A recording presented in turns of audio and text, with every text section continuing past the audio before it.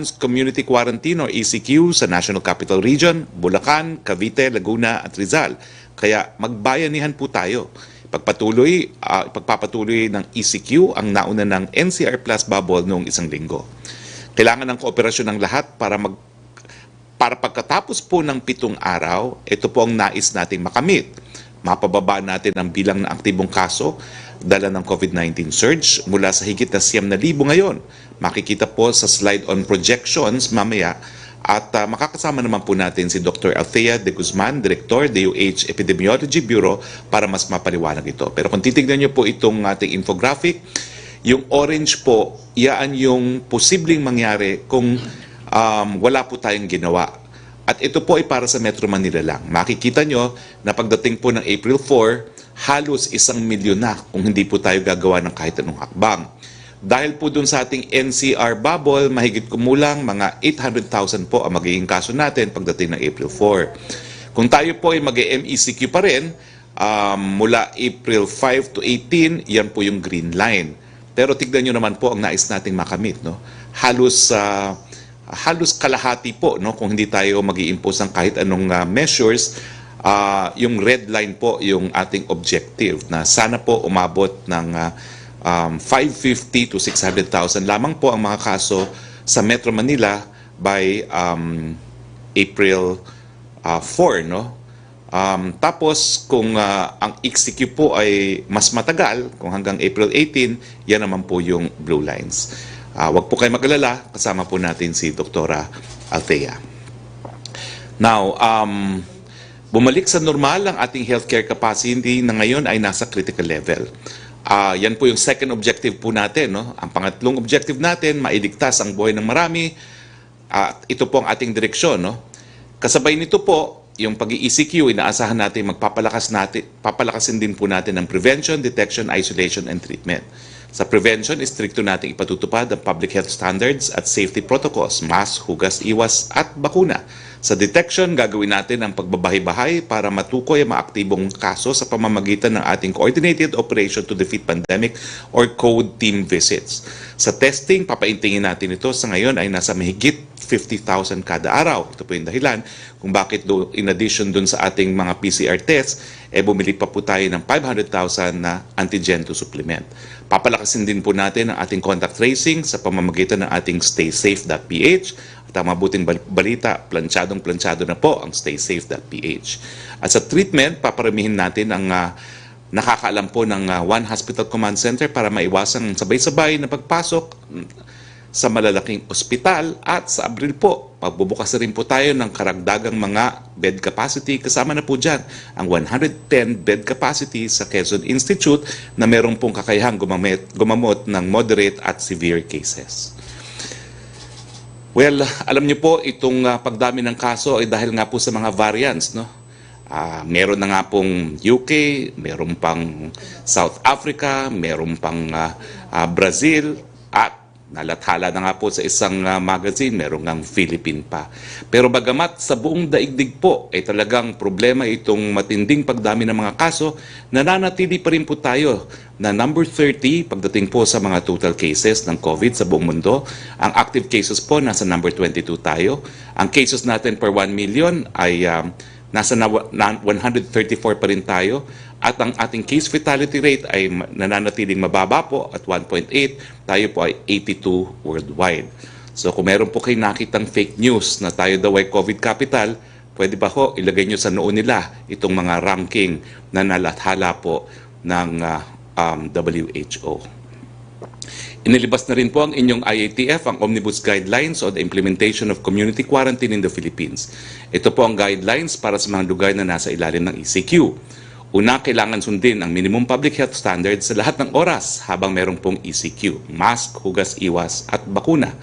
Pangalawa, kinakailangang iobserba ang strict home quarantine sa lahat ng pamamahay at ang galaw ng lahat ng residente ay limitado sa pagkuha ng goods and services at sa pagpunta sa mga pinapayagang opisina or establishments.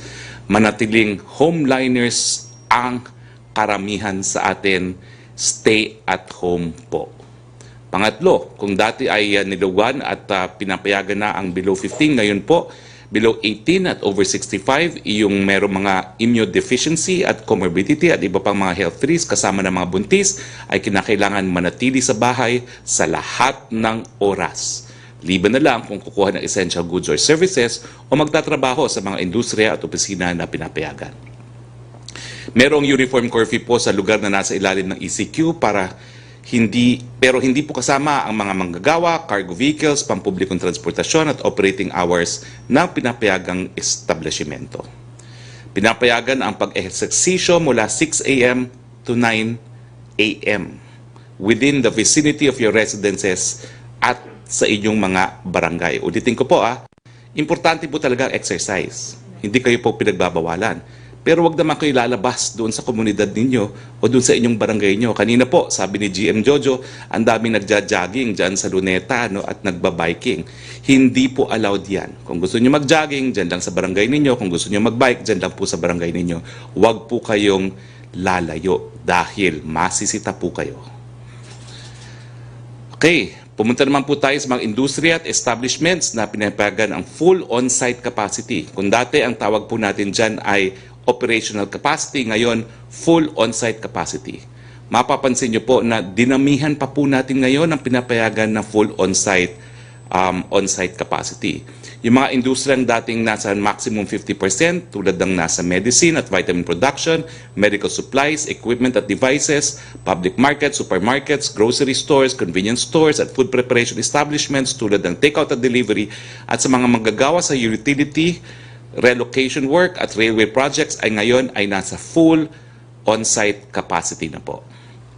Meron ding industriya na dati ay nasa skeleton tulad ng BPO establishment na ngayon po ay nasa full on-site capacity na rin.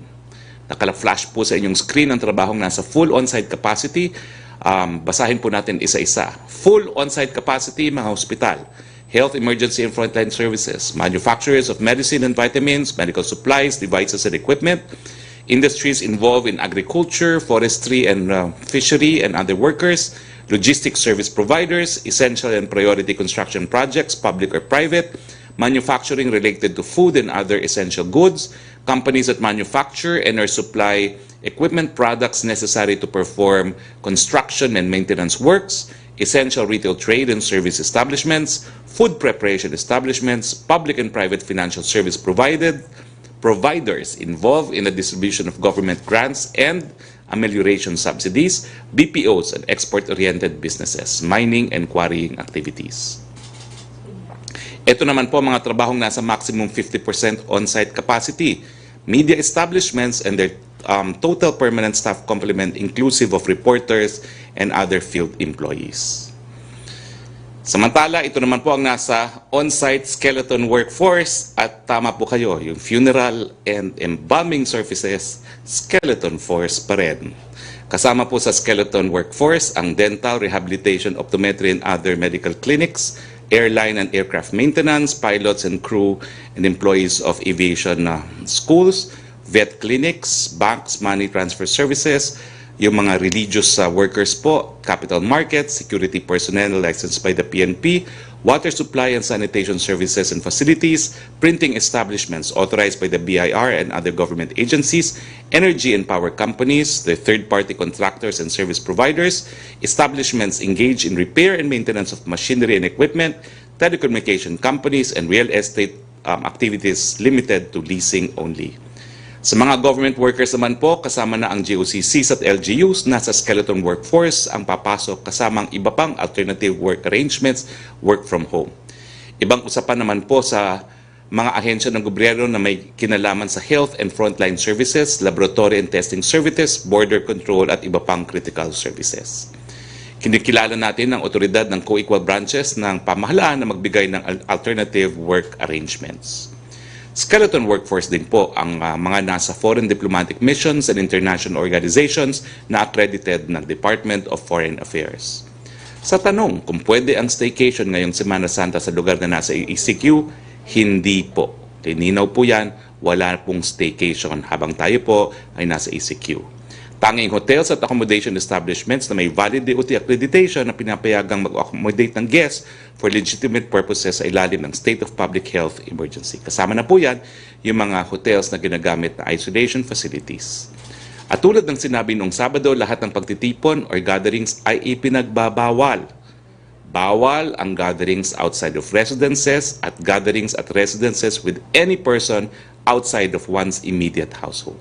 Ang pagtitipon na pinapayagan na subject to minimum health standards ay ang mga gatherings na may kinalaman sa pagbibigay ng health services, government services, or humanitarian activities. Kasama na po dyan yung pagsalubong natin Presidente mamayang hapon sa Sinovac.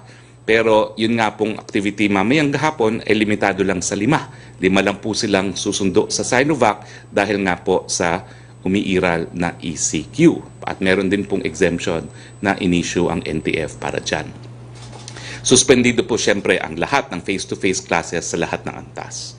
Samantalang ito po ang mga IDs na kinikilala. Una, yung IATF IDs. Huwag po kayong mag-alala kung merong expiration date yung mga IATF IDs. Gumawa na po ng resolution ng IATF na wala na pong expiration yan. They are good and valid until matapos po ang declaration of public health emergency. Pangalawa, IBP IDs, Integrated Bar of the Philippine IDs para po sa mga abogadong kinakailangang magbigay ng legal representation. Pangatlo, bona fide IDs ng mga establishments na pinapayagan sa ilalim ng ECQ. Pang-apat, kung required ng LGUs, mga local ID para kumuha ng essential goods and services. Siyempre po, ang mga medical frontliners, meron naman po kayong PRC o di naman kaya ID ng inyong hospital. Tuloy pa rin po ang galaw ng cargo at delivery vehicles. Tuloy din ang takbo ng mga sasakyan ng public utility companies. Pagdating naman po sa shuttle services ng mga pinapayagang establishmento, hindi sila subject sa ID system. Kailangan lang ay sundin ang minimum public health standards. At dahil bukas at sa Miyerkules ay katapusan at araw ng sweldo, pinapayagang magtrabaho sa ilalim ng ECQ ang mga empleyadong may kinalaman sa pagpoproseso ng payroll. Pumunta naman po tayo sa guidelines sa pampublikong transportasyon sa ilalim ng ECQ. Pinapayagan lumipad ang ating mga eroplano, ngunit ito po yung pang-international, limitado lamang sa maximum ng 1,500 passengers kada araw ang international inbound passenger capacity. Pinapayagan din po ang domestic commercial operations subject sa compliance sa requirements or restrictions sa kapasidad at bilang ng lipad or frequency ng flights na pwedeng i-impose ng mga lokal na pamahalaan sa labas ng NCR at bubble. Siyempre po, tanging uppers lang ang pwedeng sumakay sa mga domestic flights. Pinapayagan din po ang mga barko na lumayag at 50% capacity at sumusunod sa mga protocols. Ang pagbabiyahe ng mga barko ay subject to requirement na impose ng mga lokal na pamahalaan kung saan manggagaling at matatapos ang biyahe. Yung mga pinapayagan lang magbiyahe ang pinapayagang sumakay ng eroplano o barko. Sila yung mga uppers or authorized persons outside the residences. At kailangan essential travel po ito. Nasa 20 hanggang 30% naman po ang passenger capacity ng ating mga tren. Makikita ninyo po ang schedule at oras ng biyahe ng LRT, MRT at PNR sa inyong screen. Tuloy-tuloy din po ang ating biyahe sa kalye at lansangan. Nasa 50% ang maximum allowable capacity sa ating public utility vehicles. Kasama na rito ang public utility bus, ang UV Express service, ang public utility jeepney, ang shuttle service, tricycle at taxis, and TNVS, pati po motorcycle taxi. Makikita sa mga sumusunod na infographics ang seating arrangements. No? Kinakailangan po... Okay, so dito po nagtatapos ang ating presentasyon, no? Pero meron pa po tayo. Ito po yung ating seating arrangements, no? Sa mga bus, makikita nyo po, no, na kinakailangan talaga strictly every other seat, no? Sa UV Express, mas ano po, no, mas maraming espasyong kinakailangan. Ito po yung public utility buses, no? Every other seat at saka yung every other row dapat isang pasahero lamang. Pagdating po sa UV Express, makikita nyo po na 2 lang kada upuan ang po pwedeng sumakay at hindi po dapat naghaharapan at nagtatabihan. Sa public utility jeepney po, every other seat po at wala pong dapat naghaharapan. Okay? At sa shuttle service, ganun din po. Every other seat, in effect po, per row, 2 lamang. At yung isang upuan, 1 lang po. Okay? Now, dito po nagtatapos sa ang ating presentasyon. Pero bago tayo pumunta sa tanong mga reporters, kasama po natin unang-una, the man of the hour, DBM Secretary Wendell Avisado. Kasama rin po natin si MMDA General Manager Jojo Garcia. Kasama rin po natin Dr. Althea de Guzman, Director po ng Department of Health Epidemiology Bureau. At kasama po natin si Dr. Eva Maria Cuchonco de la Paz, Executive Director ng National Institute of Health, UP Manila. Puntahan na po natin si Secretary Avisado. Sir, meron na ba ho tayong pagkukunan nung ibibigay nating assistance doon sa mga hindi makapagtrabaho itong Semana Santa? The floor is yours, Secretary Wendell Avisado. Maraming salamat, Secretary Harry. Magandang tanghali po sa ating lahat. Awa ng Diyos po, meron naman pong pagkukunan tayo para sa special amelioration assistance na ibibigay natin sa mga naapektuhan itong ating kasalukuyang pinapairal na ECQ. At ang mga detalye po nito, hindi ko po maisisiwalat sapagkat ito po ay nasa kamay pa ng Office of the President at kasalukuyang nire-review ng Office of the Executive Secretary. But hopefully within the day po, magkakaroon na ng anunsyo mismo ang Office of the President patungkol dito. The details, as I've said, will have to be revealed by the President maybe or by the Executive Secretary. But definitely, ang sinisiguro po natin na meron pong inihandang ayuda ang ating national government para po sa mga naapektuhan ng ECQ sa NCR plus bubbles. Yun lang po muna sa ngayon po. Sir, pero sigurado po na kapag yung sinabi yung assistance ay para sa mga naapektuhan, ito po ay para sa NCR plus 4, yung mga probinsya po na karating na Metro Manila. Opo, ito po yung buong NCR, tsaka lalawigan ng Bulacan, Rizal, Cavite at Laguna. Tsaka isa pa pong hint, no? Ito ba po ay kapareho ng mga nabigyan ng ayuda nung naunang ECQ o mas marami? Dito po sa pagkalahatan po ang kinukonsidera natin, base na rin sa datos ng DSWD at saka ng National Economic and Development Authority. At sabi ko nga, malalaman natin ang kabuuan nito once na may aksyon na ang ating Pangulo tungkol dito. Maraming salamat, Secretary Wendell Avisado. Maraming salamat po. Kasama rin po natin si MMDA General Manager Jojo Garcia. Sir, bukod dun sa nauna ko ng paglilinaw na ang exercise, bagamat ito po allowed, ay dapat sa bahay lang, sa komunidad, sa barangay, huwag pupunta ng Rizal Park. Ang tanong na marami, kinakailangan ba ho ng quarantine passes? The floor is yours, MMDA General Manager Jojo Garcia. At kung meron pa kayong ibang nais na i-anunsyo. GM Garcia, the floor is yours. Good afternoon po, Secretary. No? Good afternoon po sa lahat ng mga nanonood po. Una-una po, nung sa exercise po, of course, essential po yan. Kailangan mag-exercise sa ating mga kababayan. Pero sana po, no, iniinganyo natin sila as much as possible. Doon na lang sa mga tapat ng bahay nila. Kung kailangan po nila magpa-araw, maglakad-lakad ng konti, no? Or mag-jogging, baka pwede doon na lang po sa community nila o doon po sa barangay. No? Huwag na po lalabas, huwag na po tatawid ng ibang mga lugar. Let's say kung kayo po ay taga Makati, magbabike pa kayo hanggang Antipolo, iwasan na po natin yung mga gano'n. Ano? Doon lang po tayo sa community natin. At nag-exercise naman po, good for 1 hour naman, pwede na po yan. Kaya ito po binibigay natin ng from 6 a.m. to 9 a.m. po. No? Pero still, no, we encourage everyone to stay home.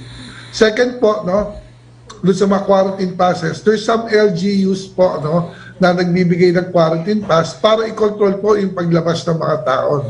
Alam naman po natin per household, no, may kailangan mamalengke or mag-grocery, bibili ng gamot. papayagan po natin dyan isang tao lang per household.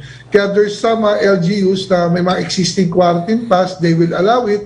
Pero kung hindi na po aabot dahil isang linggo lang po naman ang ating ECQ, makikita naman may mga ID or papakita talaga na bibili ng essential goods, no? Pero again, we will reiterate, no? If ever po kayo magpapalengke, mag-grocery, doon na lang within your community, within your barangay, or within the city, no? Hindi na pwedeng taga Marikina ka, mag-grocery ka sa Makati pa, no? Limit lang po talaga natin yung movement. Alam naman po natin, napakadelikado ng sitwasyon ngayon, lalo na sa new variant. At ayaw naman po natin na lumabas kayo pag uwi nyo, pwedeng mahawa yung mga mahal nyo sa buhay, no? Sa pag uwi nyo sa bahay. So far, yun lang po, no, Secretary. Then doon po sa pagbibigay po ng mga tulong, ang ating pong local government, nakahanda po lahat yan, ano? If ever po, may support po from the national government, kami po yung nagpapasalamat kay Secretary Wendell sa ating pong Pangulo na inassure naman po na may tulong pong isusuporta ang national government sa ating mga LGUs at sa distribution po niyan makakaasa po kayo at kaya po gawin to ng ating mga local government units if ever po dumating na po yung tulong. Okay. Sunod naman nating panauhin si Dr. Alithea de Guzman, siya po ang Direktor ng Department of Health Epidemiology Bureau. Ma'am, paki-explain po sa ating mga kababayan yung ating criteria na daily attack rate to average 2-week attack rate at saka critical care capacity. Ano po at bakit tayo nagdesisyon na mag-ECQ at ano yung ninanais nating makamit pagdating po ng April 4, 2021? Dr. Althea de Guzman, the floor is yours po. Folks, magandang tanghali po. Salamat po sa invitation. If I may be permitted po to share our presentation, it will be just a short presentation po, sir. Yes, please, ma'am. Go ahead. Thank you po. So, salamat po.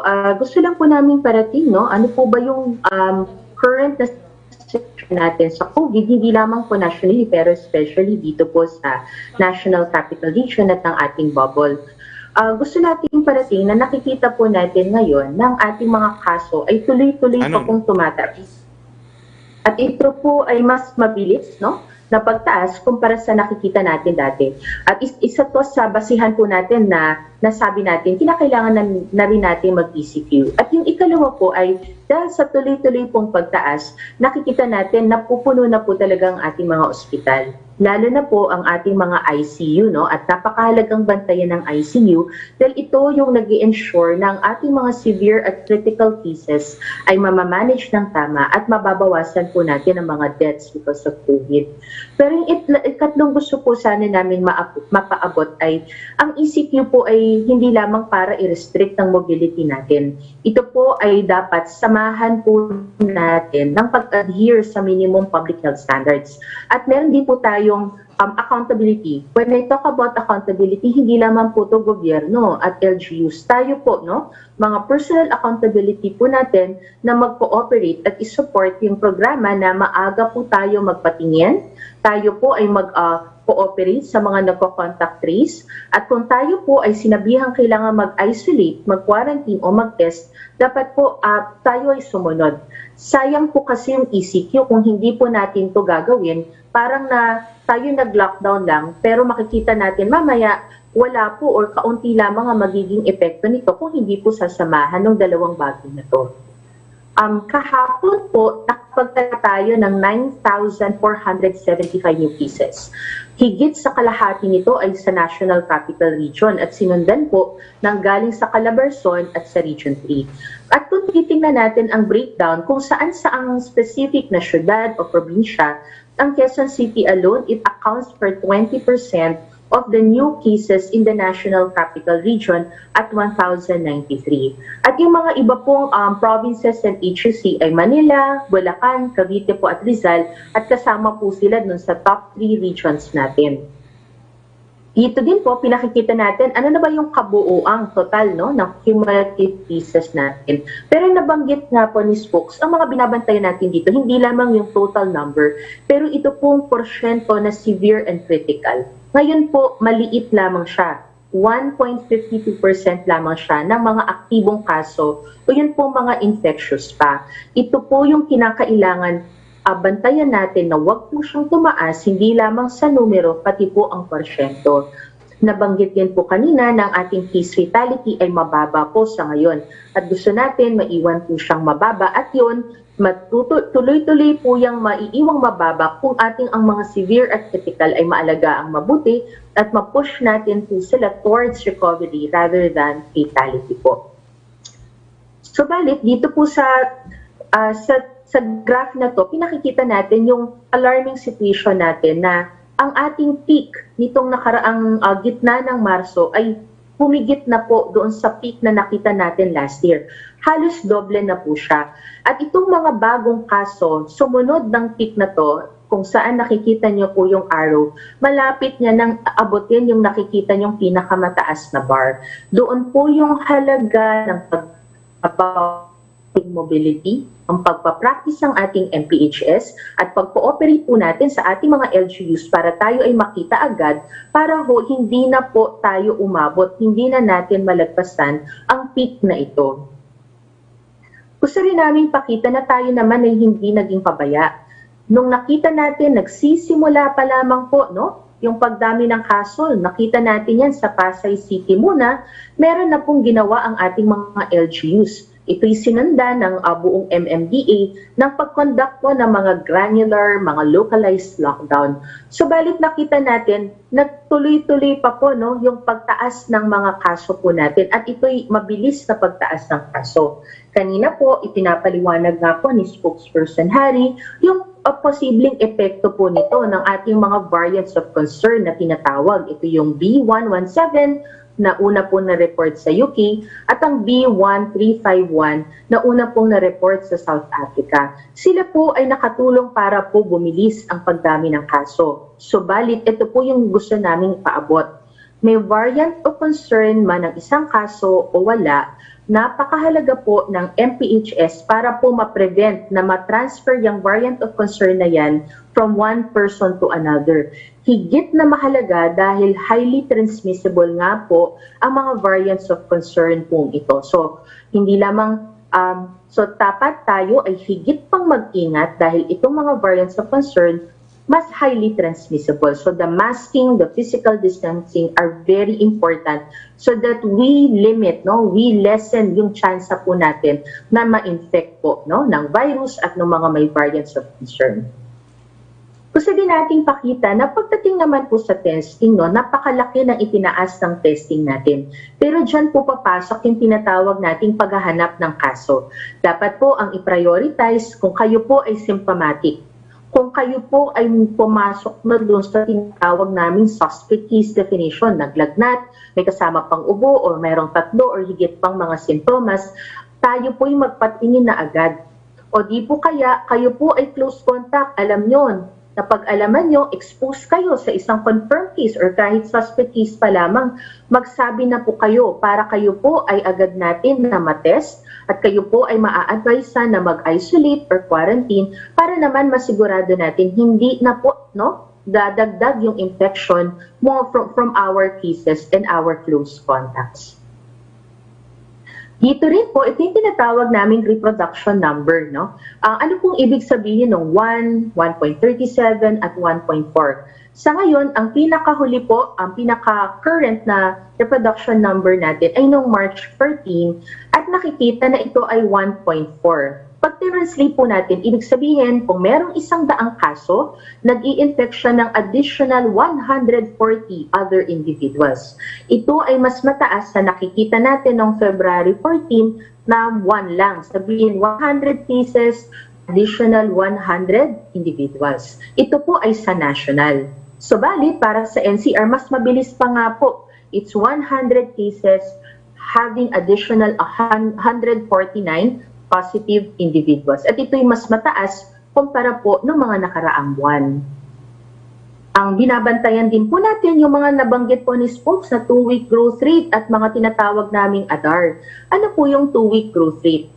Ito po, ilan ang na-report na kaso nung nakaraang linggo, nakaraang 2 linggo, at ano po ba yung laki niya o liit niya noong mga na-report na kaso 3 to 4 weeks ago. At para po sa Pilipinas, nakita po natin 126% na po ang ating 2-week growth rate. So para po mas madaling maintindihan, ibig nitong sabihin ang mga nare-report na kaso nakaraang 2 linggo ay 2 times higher than what we were reporting 3 to 4 weeks ago. At para po sa Region 2, sa NCR, at sa NCR, actually po halos 4 times higher ang nire-report na mga kaso sa mga rehiyon na to nitong 2 weeks compared to 3 to 4 weeks ago po. So yun po yung 2-week growth rate. Pero para makita din natin yung laki ng populasyon na apektado, nagiging bagong kaso, doon po papasok yung average daily attack rate. So dito po nakikita natin sa Philippines po nasa 6 cases per day per 100,000 population ang nagiging bagong kaso. Ito ay mas malaki sa 2.75 na nakita natin 3 to 4 weeks ago. Halos pareho no para sa Region 2. Pero tingnan po natin ang NCR. Kung tayo po nationally 6 lamang po ito, sa NCR halos 27 new cases per day per 100,000 population. So, napakalaki po talaga nung tinatawag nating burden, no? Mga bagong kaso po sa National Capital Region. At nakikita din po natin sa table na to, halos lahat ng mga rehiyon, pataas ang kaso. Positive ang 2-week growth rate po nila. At sa mga lugar tulad ng Region 7 at Region 8, na negative naman po, hindi na kasing laki yung pagbaba ng kaso. Like example, sa Region 7, dito po sa second to the last line, dati po negative 11% na no, yung kanyang pagbaba. Ngayon po medyo bumagal na po siya at negative 4%. So ito po yung binabantayan natin dahil posible po na mula sa pagbagal ng pagbaba ng kaso, baka po maging positive na po ito. So napakahalaga na ngayon pa lamang po, lalo pa natin i-enhance, mas maging mabilis po tayo sa ating mga PDITR strategies at again, no, the MPHS. Para naman po sa NCR, ito rin po yung mukha. No? Lahat ng lugar sa NCR po kasi ay kung hindi critical risk, high risk. At yung binabantayan pa natin, no, actually, di naman natin sana kinailangan mag-escalate kahit na tumataas ang kaso. Kaya lang, doon po sa huling column, nakikita natin, puno na po talaga ang ospital. At sa tingin ko, nararamdaman yan no, ng ating community, nararamdaman yan ng ating mga healthcare workers. So, kailangan po natin i-decongest no, ang mga ospital ito. Mamaya po, sasabihin ko, ano po ba laman ng ating mga ospital? Bago po yun, tingnan natin ang deaths. So maganda yung trend natin, pababa naman po siya. Pero given po sa case fatality rate, tinitingnan namin ilang deaths per day ba ang na-oobserbahan natin. Sa ngayon na 14 deaths per day tayo, mababa pa po ito kumpara doon sa February na naka 24 deaths per day tayo or January ng 31. Pero ito po dapat talaga masinsin. Yan ho yung ini-ensure natin na sana wag na hong tumaas dahil ayaw natin no, na magkaroon tayo ng dagdag na mga deaths because of COVID. Kasama po ang NCR along with 7, 4A, CAR, and 11 na closely monitor po dahil sila po consistently mayroon po mga deaths po no, na nare-report. Ito po yung ating tinatawag na healthcare utilization. Kanina sabi ko nga po, ano bang laman ng ospital natin? Nakikita po natin dito no, sa table sa kaliwa. Baliktad po to, pasensya na po. Ang symptomatic po natin ay 38%. Ito po mga symptomatic at mild cases, yan po yung pinakikiusapan natin ng ating mga LGUs. Siya po ay matriage na. Para sila po ay mailagay natin sa mga TTMF at ang ating ospital, no, yung mga kama natin sa ospital ay ma-accommodate no, o ma-prioritize natin dito sa mga moderate, severe at critical po na sila po yung pinaka-nangangailangan ng mga hospital beds po natin. Lalo na itong ICU rates na ngayon po no, talagang umabot tayo sa critical risk. Ito po again napakalaga dito po. Ito po yung mga kama na ginagamit ng ating severe and critical at alam natin sila po yung pinakamataas ang risk na maging fatality po. Gusto ko lamang pong tapusin yung aking presentation, yung napakita po ni Spokes kanina. Ano po ba yung muka ng trend natin pagkatapos ng ECQ na to? Dito po, pinakikita yung 5 senaryo.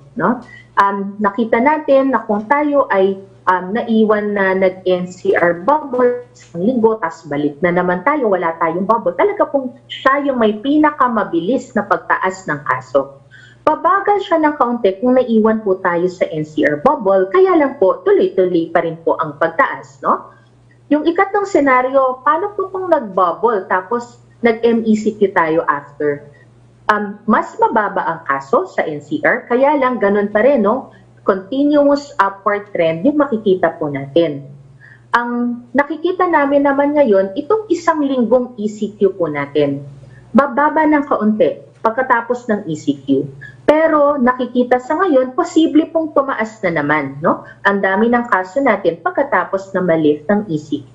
Kaya yung isa sa pinopropose, isa sa mga nare-recommenda nating eksperto ay baka kinakailangang i-extend, Dahil doon sa pag-extend ng ECQ, doon natin nakikita yung tuloy-tuloy na pagbaba ng kaso. Naiintindihan natin ang economic implication po nito. Hindi po ito isang desisyon na gagawin natin ng mabilisan. Titingnan natin ang datos sa susunod na linggo kung kinakailangan po ba talaga to. Pero ito pong huli ang pakiusap po natin para tayo ay hindi tuloy-tuloy na nag-ECQ o hindi po tayo pabalik-balik sa ECQ. Dalawa lamang. Mag-MPHS po tayo. Pag sinabi po natin across all settings, sa trabaho, sa transportation service, sa bahay. Kung kayo po'y mag-isa sa bahay, hindi nyo naman po kailangan mag-mask or face shield. Pero kung may mga kasama tayo sa bahay, lalo na kung matatanda, may mga sakit, napakahalaga ng pagmamask, pag-face shield at physically distance. Pinapakiusapan din po namin kayo na ngayong naka-ECQ tayo, wag na tayo mag-congregate outside our homes. Limita, wala na po talaga munang non-essential travel at kung kinakailangan po nating lumabas dahil tayo ang namimili, tayo bibili ng pagkain, mga gamot, limitahan natin yung duration. The less number of hours we are out of the home, getting exposed is much better po yan. Ikalawa na lamang po ay yung pakikipag-cooperate natin sa ating LGU. Alam nyo, ang LGU natin, nakita natin naging epektibo, napababa naman po talaga natin ang ating mga kaso. Pero ito yung panahon na ibalik natin yun. We need to submit ourselves, magpatingin tayo agad, mag-cooperate tayo sa contact tracing, isolation, i-avoid na po natin ang home isolation. Diyan po talaga yung pinakamabilis ng transmission. So, kung kayo nga, nabanggit ko kanina, symptomatic na po, magpatingin na agad sa inyong health center. Kung kayo ay kaso, close contact, please also contact your barangay, para kayo po ay ma-advisean tungkol sa isolation, sa testing po, Ang LGUs natin ay andyan para i-facilitate ang referral sa inyo, saan po kayo dapat ipatingin or i-isolate at i-quarantine. At sa ating mga workplaces, napakahalaga ng safety protocols. Ang isang obserbasyon namin, kaya ho dumadami ang kaso sa mga opisina, nagsasama-sama po tayong kumain, or pag-break time. So, napakalaki po talagang sakripisyo nito. Pero isang taon na rin po yung sacrifices natin. So, konti na lang, I hope makatulong po. At ito ay isang bagay na ma-invite po natin yung ating pag-adhere sa MPHS at pag-adhere, pag-cooperate po sa ating LGUs when it comes to our PDITR strategy. So, yun lamang po. At thank you po, Spokesperson. Turning back to you po. Thank you, Dr. De Guzman. Alam niyo po si Dr. De Guzman, sa mulat-mula kasama na po natin. Medyo camera shy lang siya dati, kaya hindi siya nagdi-discuss na ng ganitong mga figures. Pero ma'am, sa panahon ng pandemyang ito, importante po na hindi lang gobyerno ang kumakalap ng datos, gobyerno rin ang bumabasa. Ngayon po kasi maraming mga pribadong individual na bumabasa ng datos na galing naman sa DOH. So I hope you don't mind, ma'am, iimbitahin namin kayo regularly para kayo na po ang bumasa ng mga datos na galing din sa gobyerno na hindi naman isipin ng mamamayan na binabasa pa yan ng mga pribadong sektor. Okay lang ba ho ito? Our pleasure po. Okay, maraming salamat, Dr. De Guzman. And finally, may isa pa po tayong kasama, si Dr. Eva Maria Cuchanco de la Paz, Executive Director ng National Institute of Health sa UP Manila. Ma'am, Paki-discuss nga po kung ano ba itong mga bagong variants na mas nakakahawa. No? Importante po kasi maintindihan ng tao na ang kalaban ay yung virus na nag-mutate at hindi po ang gobyerno ang IATF. Dr. De La Paz, the floor is yours. Maraming salamat po, Secretary Harry, at sa ating po mga tagapakinig. Marami na po tayong narinig na mga variants, yung pong B.1.7, yung pong B.1351, na unang nireport sa South Africa, yung 1.17 po naman sa UK. Siyempre po, meron din po yung P.1 na galing sa Brazil. Subalit, nagkaroon na rin po tayo ng P.3 variant, no, na una pong iniulat sa Pilipinas ng Department of Health at ng UP Philippine Genome Center po. Nagtataglay po ang mga variants na ito ng mga hanay ng mga mutations, no? Kung tawagin po natin signature mutations, na maari pong makapag-increase, kung tawagin po natin, ang chance sa makapanghawa or transmissibility. At meron din po namang tinatawag na nakaka-escape ng ating immune system, kaya po sila po ay ikinakabahala ng marami. Ang nais ko pong i-discuss siguro po, kasi marami na rin po tayong narinig tungkol sa B.1.7, yung galing sa UK, tsaka yung B.1351 na galing po sa South Africa. Yung P.3 po na nakita po sa atin sa Pilipinas, nagtataglay po ito ng isang hanay ng 15 mutations po, or signature mutations, at itinalaga po sila bilang P.3. Kasama po nito ay 7 mutations na kakaapekto po ng kung tawagin natin ay spike proteins na bahagi po ng virus na nagtataguyod sa pagpasok ng virus sa mga host cells. May 2 pong importanteng mutations na kasama po dito na nakikita rin sa mga ibang variants of concern, ang N501Y at ang E484K mutation po, no? Ang mutation na N501Y ay nakakaapekto po sa, naririnig na rin po natin, mga receptor binding protein or domain ng spike protein. Ang mga protina po, tulad ng spike protein, ay binubuo po yan ng mga amino acid.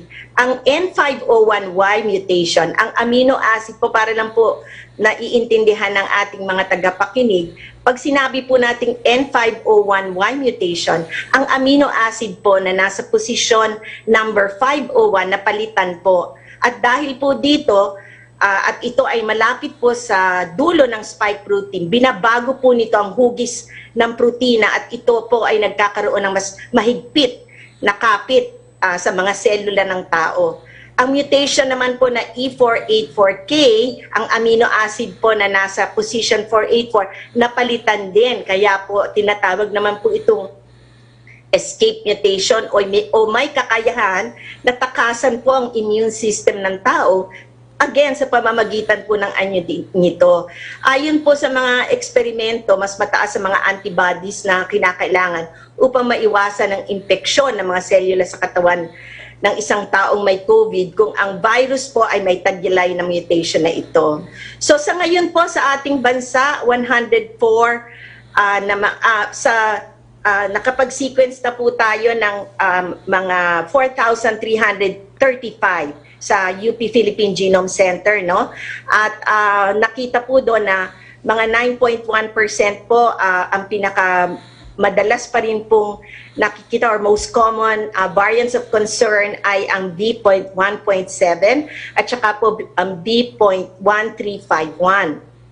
Sila po ay mga variants of concern na ang atin pong P.3 ay variant under investigation pa lang po. So, ang ibig sabihin po nun, kailangan pa po natin siyang araling mas mabuti. To date nga po, 104 samples na na-sequence sa Philippine Genome Center po ay may P.3 na variant na karamihan ay nanggaling sa rehiyon ng Central Visayas. Ang porsyento po nun ay 70%, pero sa NCR nakita na rin po siya, mga 14.4% po ay galing sa nakita sa NCR. Meron na rin pong mga kaso na iulat nagaling po sa ibang bansa na may P.3. Isa po sa Germany, isa sa Japan, 4 sa UK, at 2 sa Australia.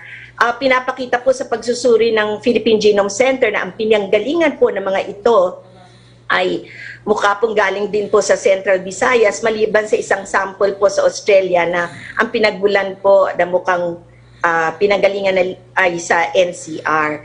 So, ang nais ko lang pong sabihin na importante pong mensahe, Secretary Roque, ay sa pag-aaral ko ng ating Epidemiology Bureau at ni Dr. John Wong ng Epimetrics, nakita po kung paano ang itataas ng mga kaso sa mga lugar na nakita na ang mga variants kumpara po sa mga lugar na wala pang variant. Subalit, marami pong kadahilanan o factors na pwede pong magdulot nito. Hindi lang po dahil sa variants. Meron na po naman tayo mga pamantayan ng minimum public health standards. Kasi po kung tama pong naipatupad ang lahat ng ito, katulad ng at kasama po ang madaling pagdetect ng mga kaso, contact tracing, na ihiwalay ho kaagad, na isolate kaagad sa lalong madaling panahon ang mga kaso, pwede po nating putulin ang transmission. Habang tumatakbo po ang mga araw kasi na hindi na ihihiwalay kaagad ang mga kaso, madami po silang pwedeng mahawahan. Kaya po, kanina po narinig natin kay Dr. Alitea de Guzman na sana po at talaga po magtulong-tulong tayong lahat. Bawat isa po sa atin ay may responsibilidad na protektahan hindi lang po ang ating sarili, kundi ang ating mga pamilya at ang ating komunidad. Yun lang po, Secretary Roque. Thank you, Dr. Kuchanko de la Paz. Ma'am, pero tama po yung sinabi ko, no, na talagang malaki ang papel na ginagampan ng mga new variants sa pagdami ng kaso, bagamat ang talagang adaptation natin dito mas mainting pang mask, hugas, iwas at bakuna. Tama ho yan, no? Tama po, Secretary Roque, tama po. Kasi po ang virus, wala naman po, gusto ko lang pong sabihin yung sinabi na ni Dr. Edsel Salvania, no? Ang ating isang Technical Advisory Group ng IATF. Sabi po niya, ang virus wala pong brains, walang paa, walang kamay. So hindi po siya nakakapag-isip. Ang pwede lang po mag-transmit ng virus, tao. So kung atin pong susundin yung minimum public health standard, ay makakaiwas po tayo sa paglaganap ng mga kaso, Secretary. Pero maraming salamat po sa paglilinaw dahil napakadami po utak talangka ngayon, no, na sinisisi ang gobyerno. Maraming salamat po sa inyong paggamit ng siyensya. Napumunta na po tayo sa ating open forum. Simulan po ni Yusek Roque, please. Yes, good afternoon, Secretary, at sa ating po mga guest. Unang tanong mula kay Chris Jose Remate para po kay DVM Secretary Avisado.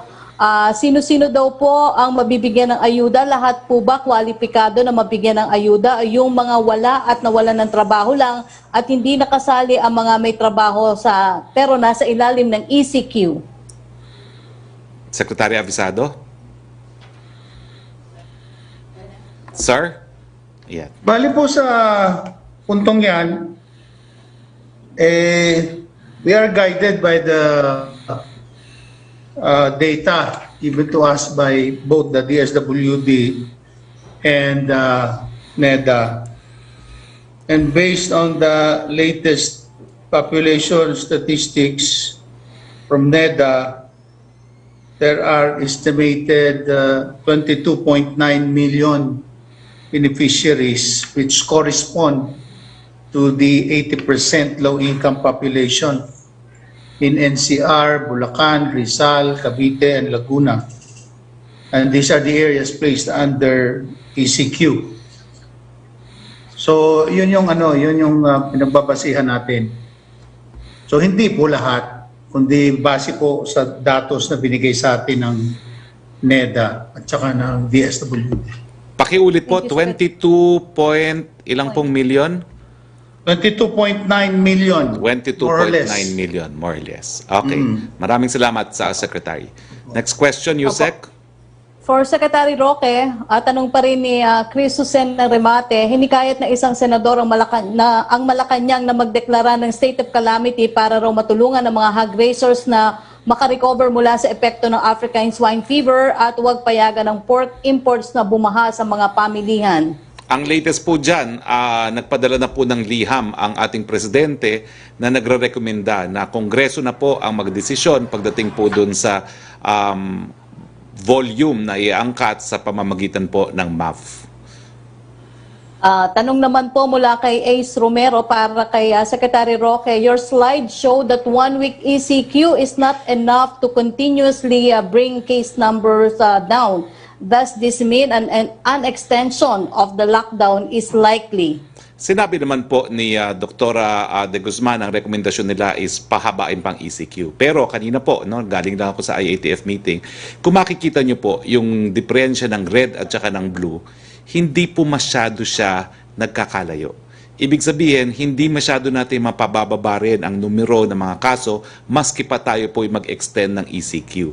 Kaya binabalanse po natin ngayon yan, kinukonsidera natin yung total health ng ating mga kababayan, yung cost-benefit analysis in terms of yung mga karagdagang Pilipinong magugutom at mamamatay sa iba pang mga dahilan bukod po sa COVID-19. So ganyan po yung ating decision-making process, napakaselan po talaga. Dahil kung ang susundin lang natin ay yung isang aspekto na dapat pababain ang numero ng COVID-19, baka naman po mas maraming mamatay dahil po sa pagkagutom.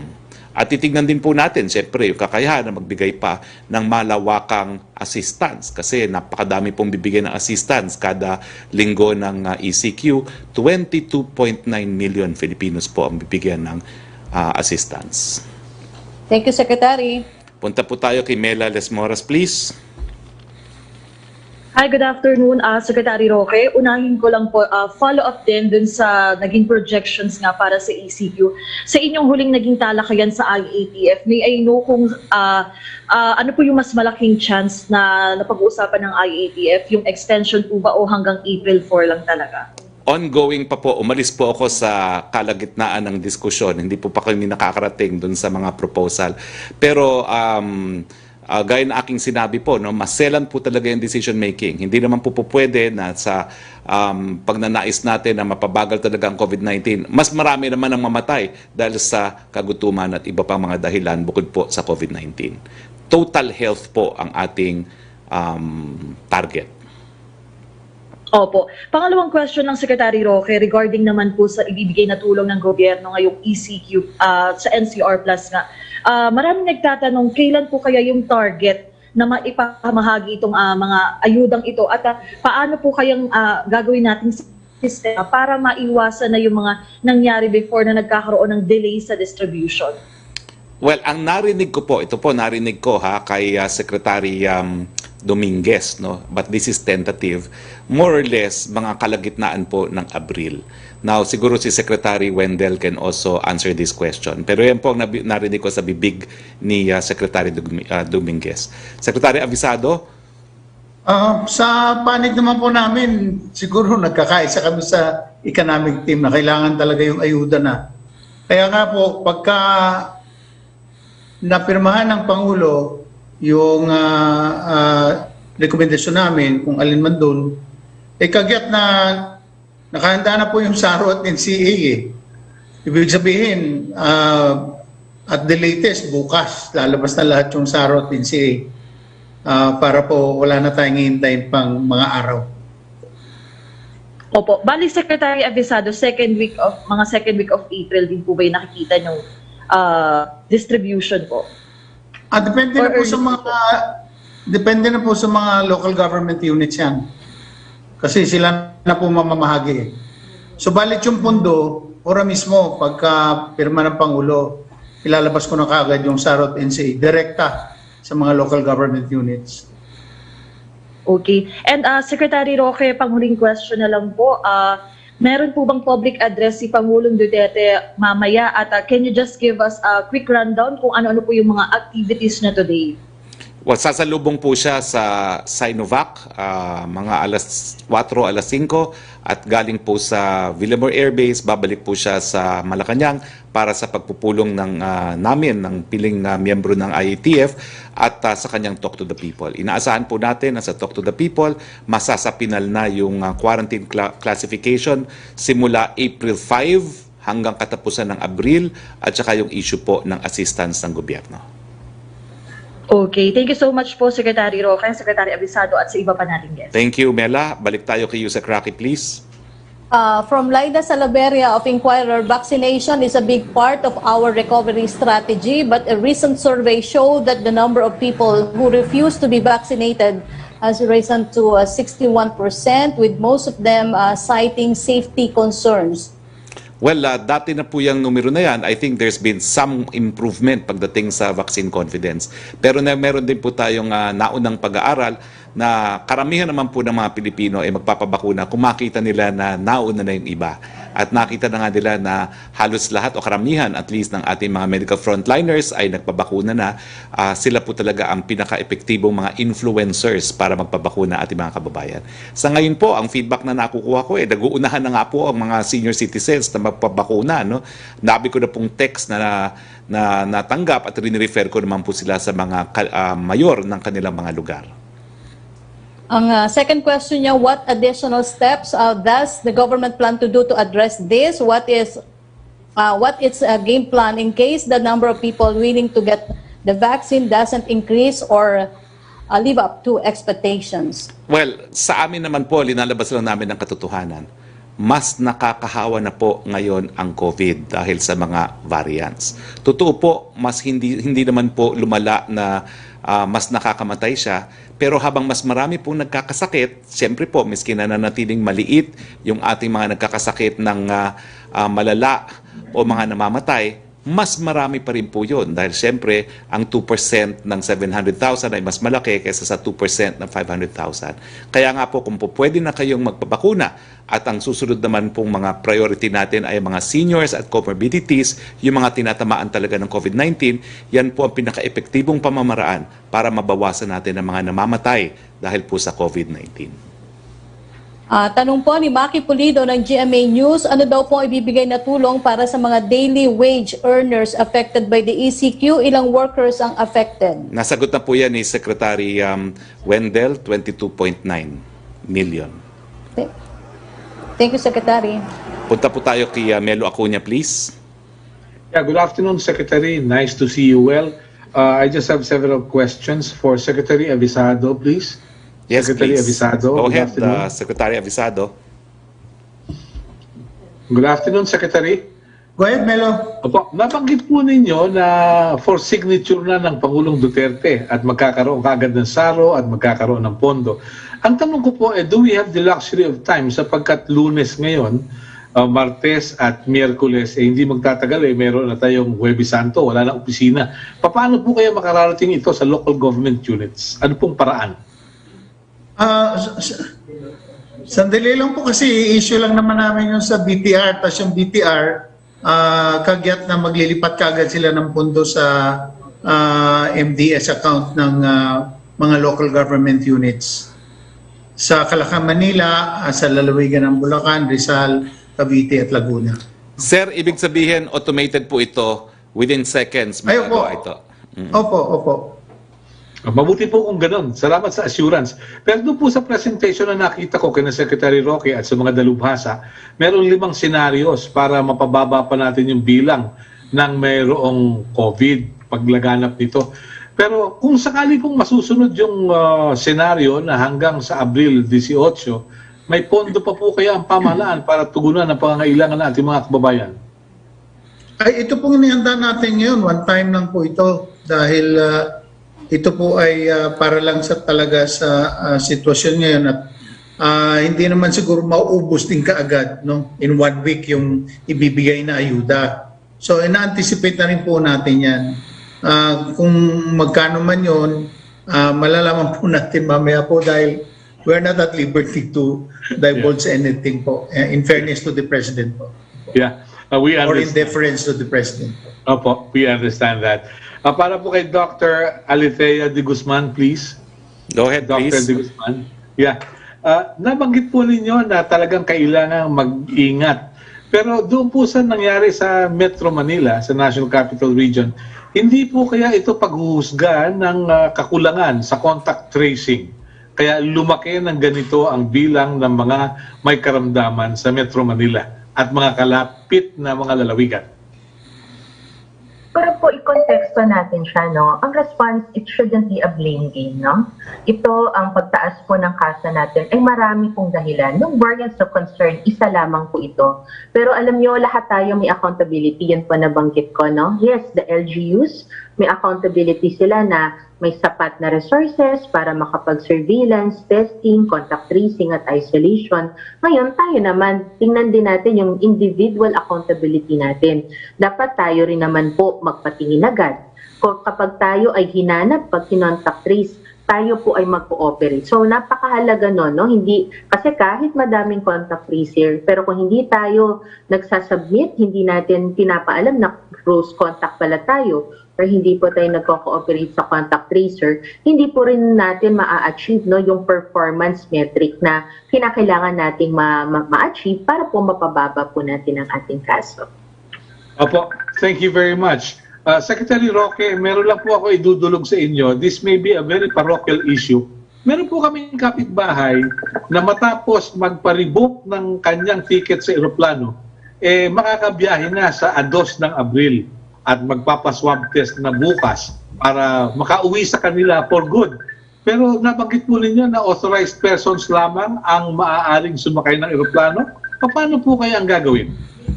Well, siguro po dahil nga nagkaroon ng ganitong rule ang gobyerno, kinakailangan mag-rebook talaga ang mga eroplano. Ito naman po ay sakop doon sa probisyon ng ating new civil code on fortuitous cost, no? Na hindi naman po inaasahan beyond the control of the passenger. So magre-rebook na lamang po siya ulit. Dapat po. At dapat bigyan naman sila ng pagkakataon mag-rebook.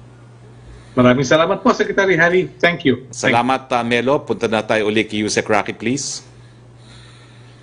From Creseling Catarong of SMNI News, nakiusap ang grupong turismo, isulong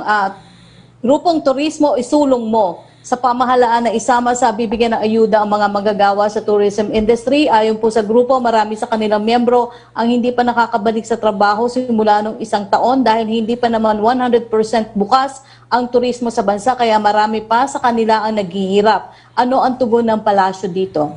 Yung 22.9 po, ang estima ko dyan, mas malaki po yung numero na yan kaysa dun sa mga tumatanggap ng 4-piece. So mas marami po talagang linalaan na matulungan ng ating gobyerno. Second question po niya, maraming mga pasahero ang stranded at walang masakyan sa unang araw ng ECQ bubble. Ano ang gagawing hakbang ng gobyerno dito? May libreng sakay bang handog ang gobyerno? Alam niyo po, una-una, hindi dapat magkaroon ng talagang matinding problema kasi hindi po natin sinuspinde ang public transportation. Hindi po gaya ng unang ECQ. Ngayon po, tuloy po ang mga pampublikong sasakyan. Kaya nga lang po, stricto na 50% capacity, no? At saka yung seating capacity. So, hindi po totoo na dapat maging problema yan. Dahil unang-una, halos lahat ng industriya, konti lang po industriya ang pinayagan natin bukas. Lahat po tayo ngayon, homeliners, no?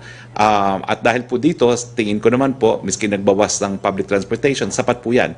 Natuto na po tayo nung diksyon ng unang ECQ na naglakad ang ating mga kababayan. So, pinayagan po natin ang halos lahat ng pampublikong transportasyon.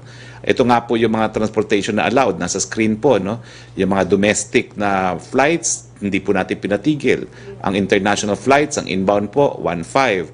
Allowed po ang mga sea vessels, 50% capacity. Ang mga tren, allowed po. Ang ating PUBs, allowed. Ang ating traditional jeepneys, allowed, no? Tapos, yung allowed po yung ating MV Express, taxi, TNVS, tricycle po, allowed din, no? Yung ating angkas at saka mga provincial buses. At syempre po, yung ating mga frontliners, magpakita po kayo ng ID, meron din tayong libreng sakay. Thank you, Secretary. Okay, Joseph Morong, please. Hi, sir. Good afternoon. Good afternoon to your guests, sir. Sir, mini questions muna sa'yo. Yun po bang mga sa E4, halimbawa nagtatrabaho sila sa gabi, di ba, mga call center, pero ang susundo sa kanila, non-E4. Halimbawa, motor. Pwede yung motor, di ba? So, papayagan ba na non-E4 yung susundo ng E4? Well, kung ang mga sumusundo po ay mga tricycle drivers, yung mga tricycle drivers po gaya ng angkas ay A4. Personal. A4 po sila. personal motor, for example, ako, kunyari, non-A4 ako, so nasa bahay ako, but I have to fetch my sister na magtatrabaho ng gabi. Non-A4 ako, pero A4 siya. Pwede akong tumawid?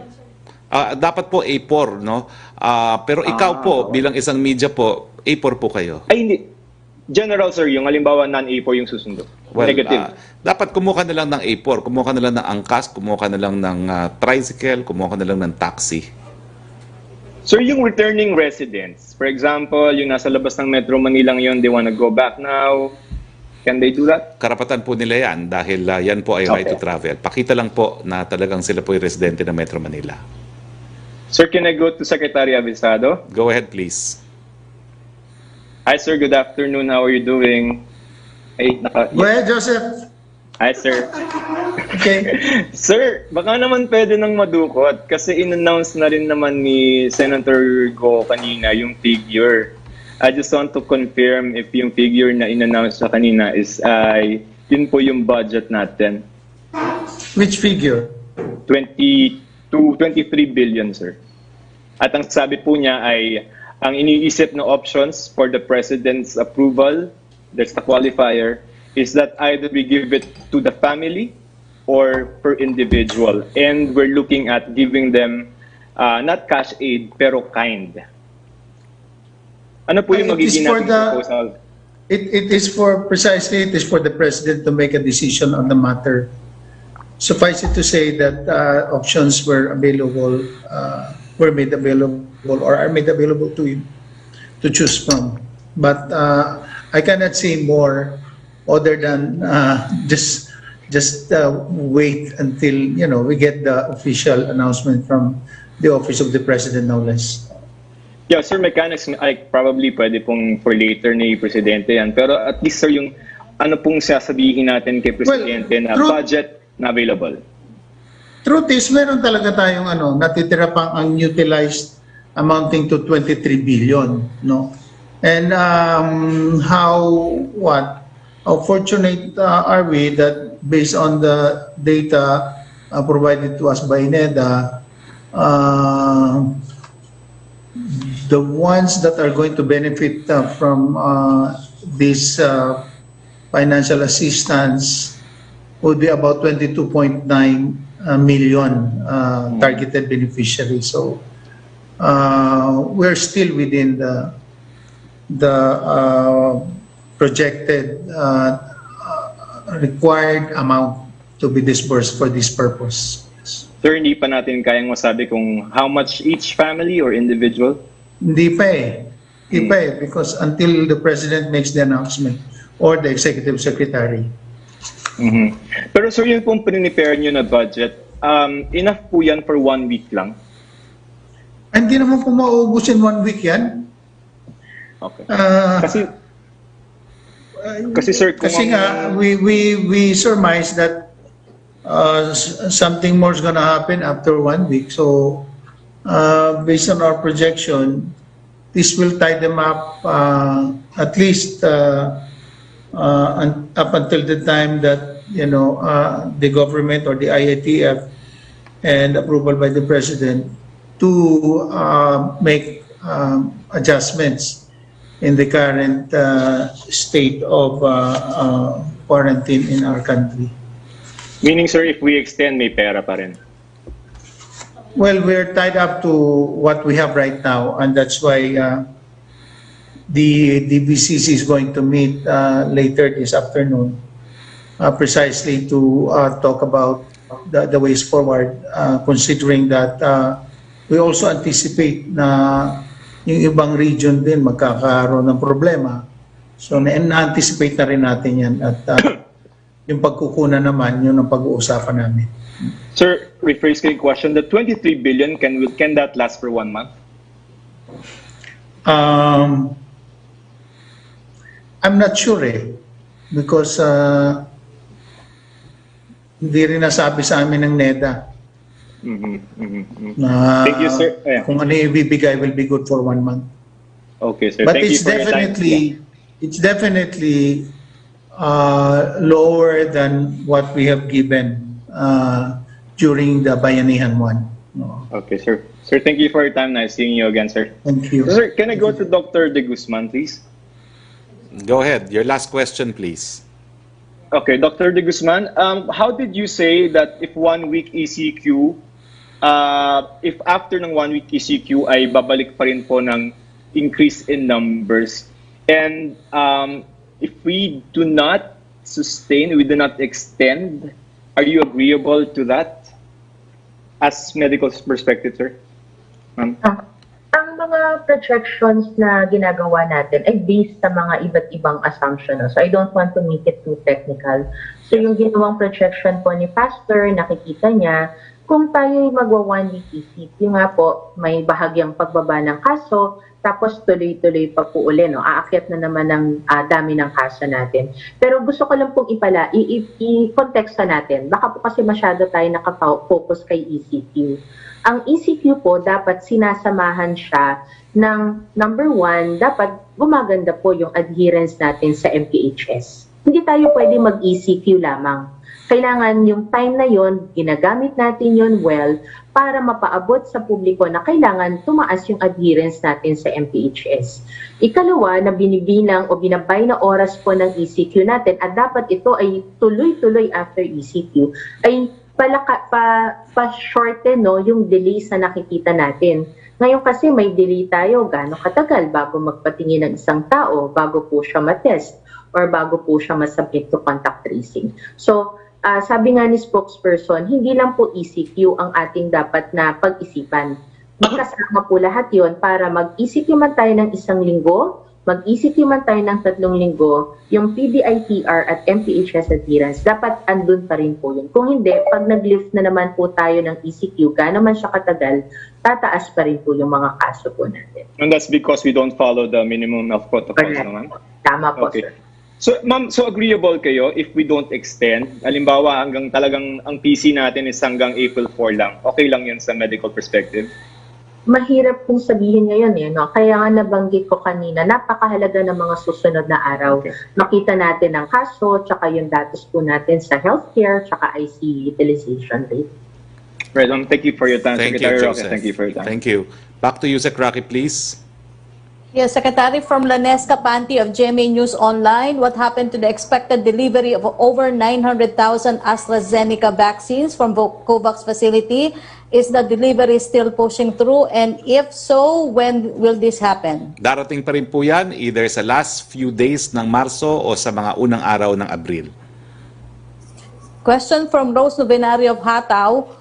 Yung mga pulis at militar po ba ay hindi malalagay sa peligro sa kanilang isasagawang house-to-house search for COVID-positive persons, lalo na't ayon sa PMP ay may 2,000 COVID-19 cases sila kada araw mula nung nakalipas na linggo at siksikan na rin po ang kanilang quarantine facility? Ang mamumuno naman po ng ating house-to-house, yung code na tinatawag, ay mga health officers natin at mga DOH personnel. No? Meron lang po silang support. So, kaya nga po importante, lahat ng mga health personnel natin, lalo na yung magko-code house-to-house, magpabakuna na po. Okay, thank you, Secretary. Thank you. Punta tayo kay Pia Gutierrez, please. Hi sir, good afternoon. Sir, itong meeting ng IATF na to, are you confirming na pinag-uusapan ngayon yung possible extension ng ECQ? Hindi ko na po alam dahil umalis na ako sa meeting because of the press briefing. But I do not know. That's the answer. Dahil I will have to find out after the press briefing. Yeah, pero pinag-uusapan siya ngayon, sir? Well, O kasama siya dun sa mga topics? nagkaroon na kasi kami ng preliminary discussion on this. So meron na pong preliminary recommendation to the President. Ang unang-unang pinag-usapan po yung mga appeals. And there was only one province that appealed, Quirino, if I'm not mistaken, na mas gusto nilang mag-escalate ng kanilang quarantine classification. So I cannot confirm nor deny now because hindi ko na po naabutan yung discussion. But if ever, sir, when do we expect a decision on this? Well, there will be a recommendation for the President's decision in his talk to the people later tonight. Right, sir. Sir, how do you describe the government's response dun sa bagong variants? Kasi there have been criticisms na it seems that the government is just winging it as they go along. Like itong issue ng ayuda, hindi ba daw tayo nag-prepare? Hindi ba nagkaroon ng foresight na at one point it may be necessary for us to go back to ECQ? So how do you respond to those kinds of criticisms? Again, utak talangka po yan. Bakit?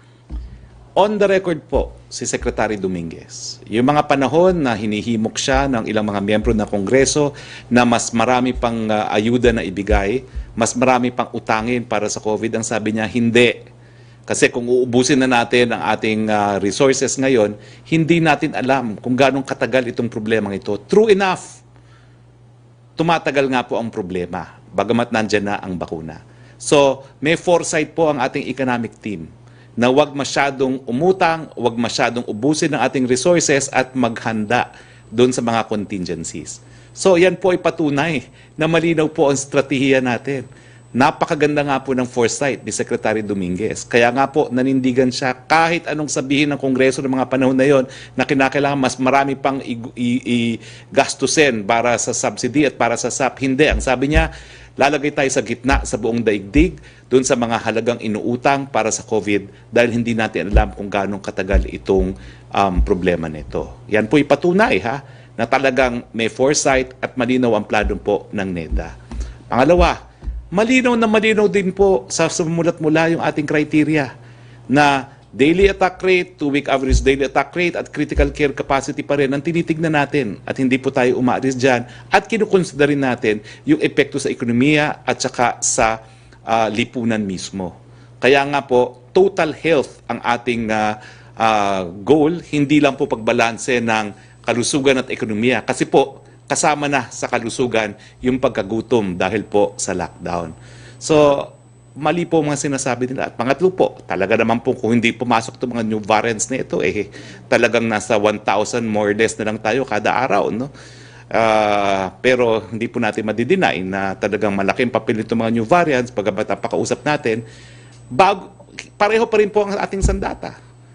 Kung sila'y mas nakakahawa, mas matindi pa rin ang ating mask, hugas, iwas at bakuna, mas matindi pa rin ang ating mga ginagawang code na house to house, at saka yung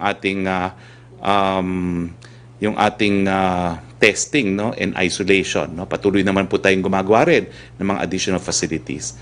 At alam mo, wag niyo pong kakalimutan mga kababayan, wag po kayo makinig dyan sa mga utak talangka na yan. Buong mundo po may problema sa new variant. Hindi po tayo nag-iisa. Kinakailangan, wag lang lokal na television ang panuurin nyo. Panuurin nyo po rin po ang CNN at ang BBC nang makita nyo na ang dami na ring bansa sa daigdig ngayon ang nagla-lockdown. Sir, on another topic, sir, I sent you the viral video on President Duterte's birthday. I hope you were able to see it. Yun dun sa celebration niya sa Davao City. Pero more than the issue dun sa cake na kanin ni Presidente na sabi ng mga iba na pakitang tao lang, if you could respond to that later. Ang issue dito, kasi sir, marami nagagalit dahil nakita dun sa video yung akmang panghihipo ng Pangulo dun sa batang babae na nagdala sa kanya ng cupcake. So how do you explain this, sir, and how do you reconcile this with previous statements ng palasyo na the President respects women? Ang favorite word ko po ngayon, utang talangka. Kaninang umaga po, unang ginamit ko yung utak talangka sa mga pumupula dyan kay Presidente. Ano pa bang gusto yung selebrasyon ng isang nakaupong Presidente? Ang tanging nandun lang sa selebrasyon niya, immediate members of his family, mga kasambahay. Now, yung sinasabi mo panghihipo, matagal na niyang kasambahay yun . Alam mo naman, talagang palabiro ang ating Presidente, pero wala pong mali siya yun. Dahil nakaharap naman po doon si Ma'am Hanilet. No? Ano ba naman pong problema doon sa maghahanda ng out of the ordinary na handa? 76th birthday naman yun. At saka sila lang po. Wala pong makapagsasabi na magarbo ang ating Presidente. Sabihin na nilang lahat, hindi po nila masasabing magarbo. In fact, nalulungkot nga ako na sa aking 2 taon ng panunungkulan dito, ni isang Van de Honor, hindi ako nakatikim, ni isang sosyalan dito na bongga, wala ako natikman dito sa Malacanang. No? Tigil na po yan. Wala po talagang issue doon sa napakasimpleng pag-celebrate ng birthday ng isang presidente. No? Given na it is his 76th birthday at the time of pandemic, talagang dapat po pinagdidiwang dahil ang buhay ang pinaka-importanting regalo galing sa Panginoon. Sir, kasi the president before has admitted that he molested dati a housemate. How is the palace seeing this, sir? And is it okay for you yung ganong klase ng mga biro since nandun naman sa harapan si Ma'am Hanelet? Pia, kung may magrereklamo, dapat yung kasama niya sa bahay. Yun lang po yan. Alright, sir. Sir, last na lang question ni Joyce Balancho. Magkano daw po yung nagastos ng gobyerno dun sa 1 million na Sinovac doses na darating later? 700 million pesos. Yes, sir. And paano yung allocation niya, sir? Ibibigay din ba siya sa senior citizens? Ay, hindi po pwede sa senior citizen. No? Pero ang bulto po niyan, dito pa rin sa NCR Plus, Cebu at Davao. At ito po ay gagamitin sa health professionals at saka doon po sa may comorbidities. Now, meron din pong resolution no, na later on, pag dumating na nga po yan, ikukonsidera rin sa A4, pero isa po sa pinag-uusapan ngayon ng IATF kung sino-sino talaga yung magiging A4 priority. Okay, sir. Maraming salamat po. Maraming salamat, Pia. Balik tayo kay Yusek Roque. Thank you, Secretary. Tanong mula kay Marichu Villanueva ng Philippine Star, what science and data did the IATF base the 6 p.m. curfew start up to 5 a.m. for 1 week? Even during the first hard lockdown in March last year, did not impose such insane start of curfew at 6 p.m. Can we expect the IATF synchronize this with the LGU curfew ordinances at NCR 10 p.m. to 5 a.m. curfew as a more implementable common curfew hours? Well, unang-una, hindi nga kinakailangan mag-curfew eh. Bakit? Kasi lahat tayo, lockdown tayo sa mga bahay natin. Unless tayo ay apor dahil tayo nagtatrabaho o kukuha lang tayo ng necessities. Yung 6 to 5, para kung ikaw ilalabas dahil sa necessities, ibig sabihin yun, pumunta ka na sa palengke at sa grocery bago mag-alas 6 ng gabi. Siguro kung may idadagdag si GM Jojo, pwede niya idagdagan. GM Jojo Garcia? Yes, good afternoon, Sek. Yeah, tama po, Sek, no, yung sinabi nyo. No? Silagay lang natin yung mga curfew para sa mga mag-prepare po ng dinner. No? Alam naman po natin yung ating madami na kayong mga kababayan, hindi naman kaya yung mga delivery service. So yan po, araw-araw bumibili ng bigas or ulam, pang-ulam nila. No? So we just want to make sure by 6 p.m. po tapos na yung pag-prepare nila for dinner kasi iniwasan nga po natin talaga ang madaming tao sa labas, lalo-lalo na after 6 p.m. Pero rest assured po, no, lahat po ng apor allowed naman po yan kasi pag di natin nilagyan ng curfew yan, lahat po yan lalabas, sasabihin bibili sa tindahan during the night time. Opo, tanong mula kay Abel De Leon na Manila Bulletin, meron bang truck ban during ECQ? Wala po. Importante lahat ng cargo patuluyin. Dahil yung mga cargo po, yan po yung buhay ng ating ekonomiya. Lalong-lalo na kung ang laman ng cargo ay pagkain. Thank you, Secretary.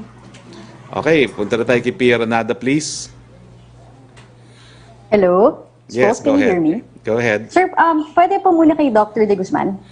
Go ahead, pero unahin ko muna po paki-flash uli yung world ranking kasi mukhang nalathala sa iyong online magazine na COVID Capital ng Philippines. Hindi totoo po yan. Ito pong ranking, no? Number 30 po tayo sa total cases, number 22 sa active cases, 134 sa cases per 1 million, at 82 po tayo sa case fatality rate, no? So hindi po totoo na COVID capital tayo. Paki-correct naman po yan. Dr. De Guzman? Ma'am, may we just get the raw numbers? You were mentioning, ma'am, kasi na there's a difference between the number of cases kung mag-April 4 ECQ versus kung mag-extend tayo to April 18. Ma'am, may we know ano yung difference between the number of cases projected between those two scenarios, the raw number po? If we can share later na lang po, no? I don't have in the presentation. It's something completed po by Pastor. It's also something that we'd like to ask permission po, no? Pero, yeah, yun po. If I can give it later na lang, spokesperson, and with the permission po of the pastor too.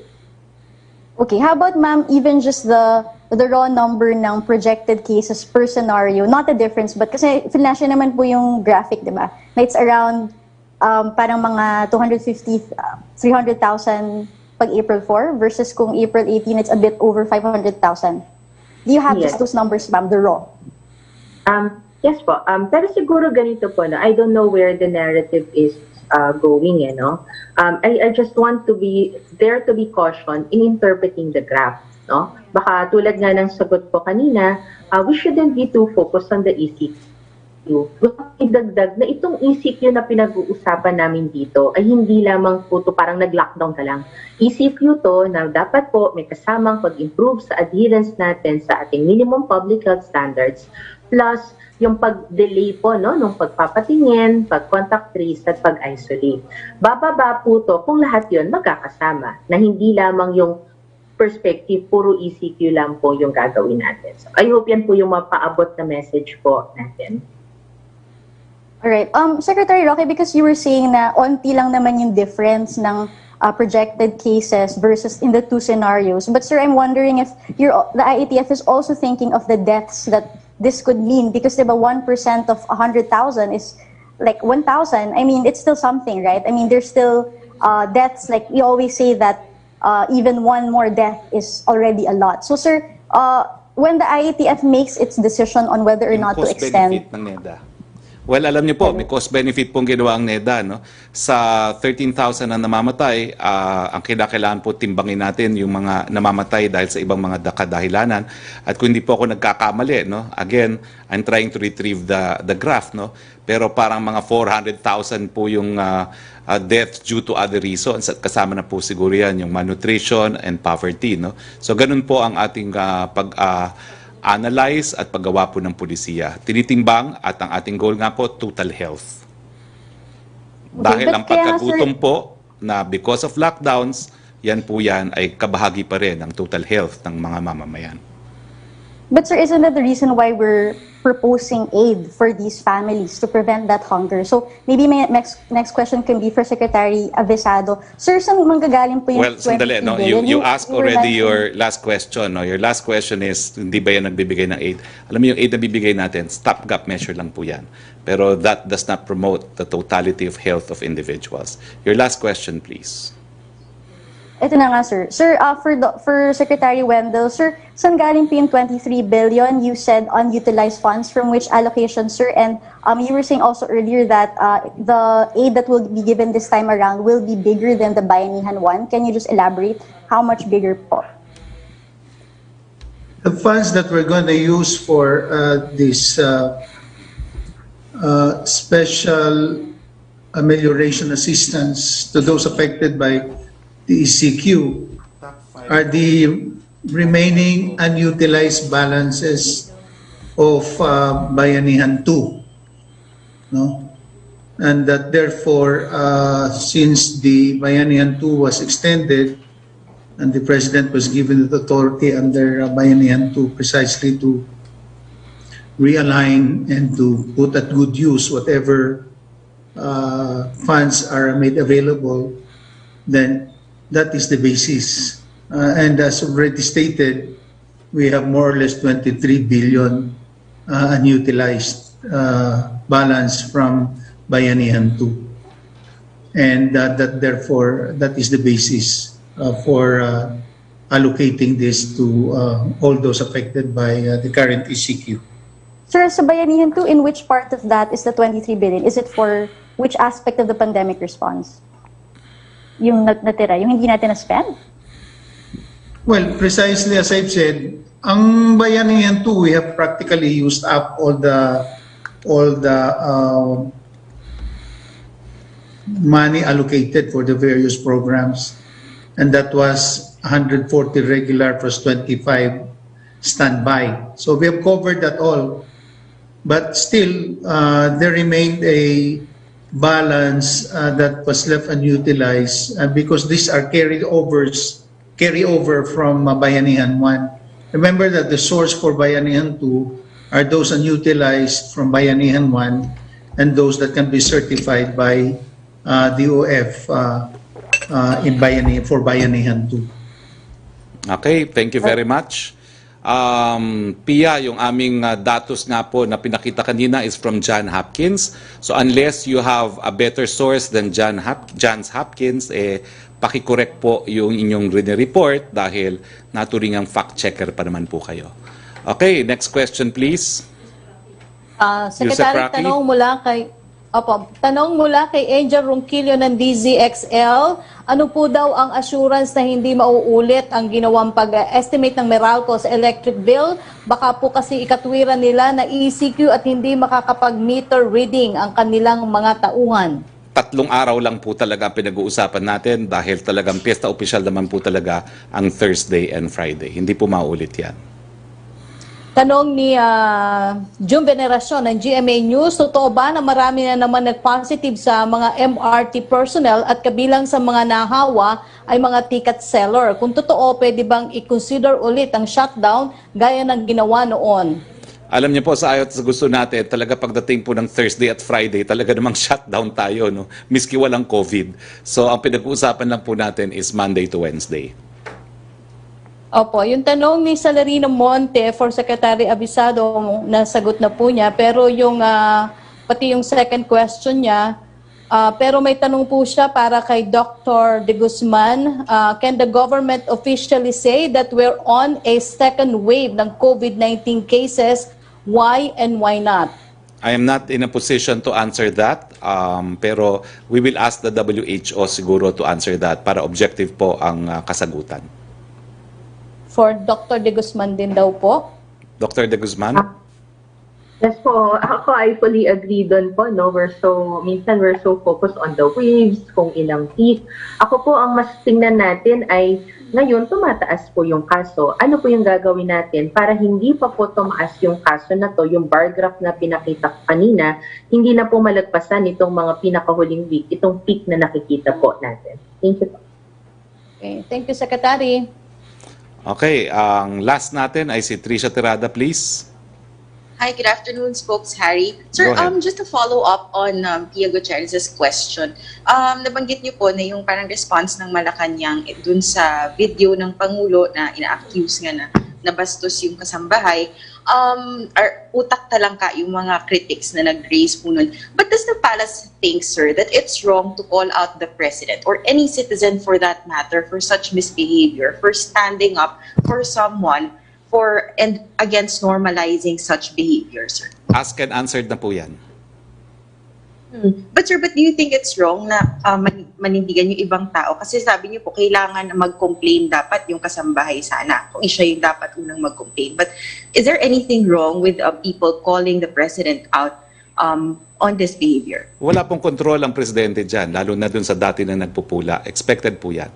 Pero kung sasabihin nyo na tama ba o mali ang nangyari, ang konteksto po niyan, malapit pong relasyon ng presidente, nakikipagbiruan sa kanyang kaarawan, so wala pong masama dyan. But of course, kahit anong katotohanan, yung mga talagang kritiko ni presidente, hindi titigil. So ganyan po talaga yan. It's not bad, it's not wrong, pero that's expected of them. Spokes, balikan ko lang din po yung panic buying na nangyari nung Saturday before the announcement of ECQ. Ano po ba yung magiging policy direction natin in terms of communication? Kasi sir, from what we understand, itong mga tao nag-panic buying because they were already receiving messages circulating, may mga nag-leak ng information. Are you going to hold the people who leak the information accountable? And paano po ba maiiwasan to in the future so as to prevent panic buying, which is, everyone would agree, as a super spreader event?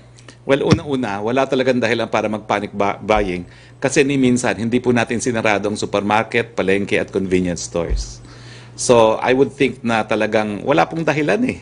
Kasi never pong magsasara yan dahil itong tindahan ng ating mga pangangailangan, never po nating ipasasara.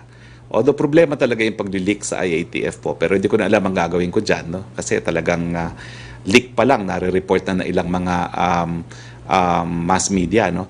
Pero sa akin naman, kailangan konting ingat din po ang mga mass media kasi hanggang hindi ko na ako kumpirma, hindi pa po pinal yung mga nalilik at hanggang sa huli po, talaga nagkaroon ng mga pagbabago, no? So kung ayaw nyo rin masunog, lalo na yung mga mass media, magantay po kayo ng official na mga komunikasyon dahil nothing is final until it is announced officially po. But sir, is the IATF also considering na kumbaga mas bilisan na lang po yung announcement to avoid leaks para maiwasan po yung pagkalat din ng mga miscommunication po? Well, actually po, ngayon po, no, talaga minamadalis naman po yan. Explain ko lang po kaya tumagal. No? Number one, meron pong inaantay na decision si Presidente. Pangalawa po, may inaantay tayong official document na yung resolution. No? Pero sa aming part po, I can assure you, as soon as I have the document, a-announce ko na po, no thrills, no frills from now on.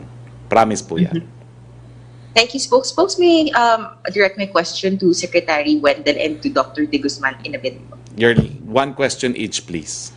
Go ahead, Po. please. Sir, to Secretary Wendell, sir, question na po from my colleague Tristan. No? Hiwalay daw po ba yung ibibigay ng DSWD at DOLE na aid? And kasi yung DOLE daw po, inaayos na yung guidelines for camp and tupad cash aid program. So magkaiba daw po ba yung ibibigay nila? And sorry sir, habol ko na lang din pala. No? Paano po na-determine yung beneficiaries this time, itong 22.9 million? Yung sa regular program po nila, hindi po namin sakop yun because they have their own set of priorities and target areas. But ito naman ay talagang nakatutok lang dito sa areas affected by the ECQ.